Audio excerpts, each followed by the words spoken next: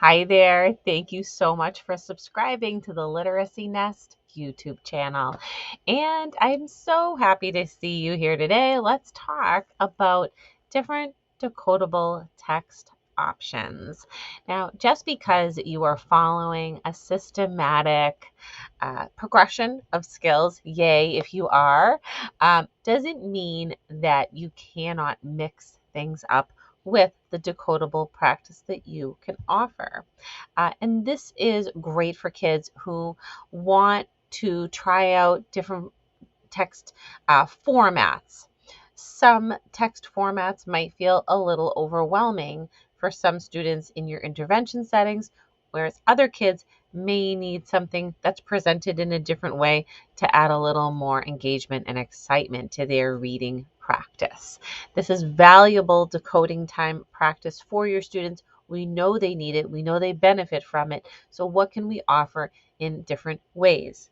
So let's talk about a few options. You can offer decodable text in the form of poetry. So poems are great, like for instance, sorry, I'm about to drop something, like Sprouting Seeds. So this book follows the same Orton-Gillingham progression that I follow and has a decodable poem for each skill in there. And there's a full table of contents in there that sort of goes in that progression. So this is one option, using poetry, where there's not so much text on the page. There's more white space. Doesn't look so overwhelming. The next thing you can do is just use pages of sentences, cut them into sentence strips and put them in a cup and have students reach in and pull one out of a cup or an envelope in that way. And so they're just practicing at the sentence level. Once again, not as overwhelming as a full book or page of text. Of course, the one that we know I have a lot of in my store are the passages. And decodable passages are great because they can be used for short practice, just a couple of visits to a small group setting. You can send them home. They're really just great in that way, as opposed to having copies of books. And they're really inexpensive too. Um, I'm going to go over the last one with you now. Before I do, once again, there are decodable books that are great out there, like Stick Bugs, the one I had written a few years ago for Heggerty, so you can look that up. But the Reader's Theater option is something new that I have incorporated into sort of my repertoire of decodable reading practice options. And Reader's Theater is great for building fluency practice, but also for engagement and cooperative learning.